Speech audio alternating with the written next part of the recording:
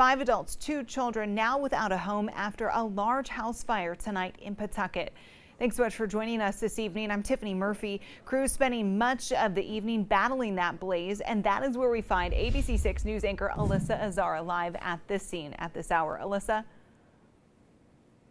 Close call tonight here at the end of Paisley Street in Pawtucket. 2 firefighters taken to the hospital with non-life-threatening injuries, 7 people displaced. Now, the response to this fire tonight really was all hands on deck, with crews here from just about every nearby agency you can think of.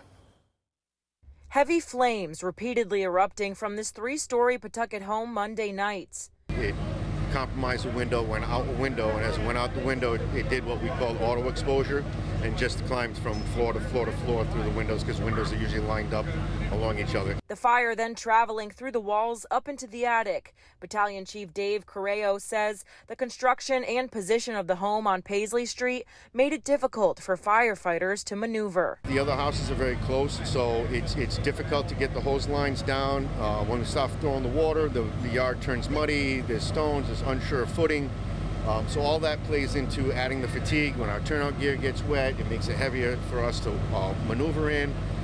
So it's just very labor intensive when we get to an incident like this. Several surrounding agencies were called in for help, with one Providence firefighter being pulled from the scene in a stretcher and sent to the hospital with what appears to be non-serious injuries, according to Correo. And as flames kept re-emerging, neighbors stood by, watching the entire incident unfold. I came in, I saw the top hall of the house all on fire.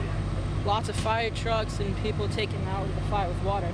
Ryan Sanchez, a neighbor across the street, says his heart aches for his friend who lived inside. It makes me sad because I don't know where they're gonna go now. It's a big family. Two people up, a couple people upstairs and some downstairs. I just don't know where they're gonna go now.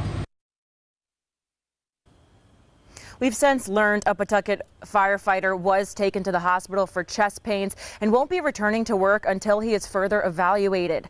The Red Cross is assisting those 7 people now displaced tonight. 2 Mayday alarms were sounded throughout the response, one for the electrical issue and the second for the Providence firefighter that is expected to be okay. For now, in Pawtucket, Alyssa Azara, ABC 6 News.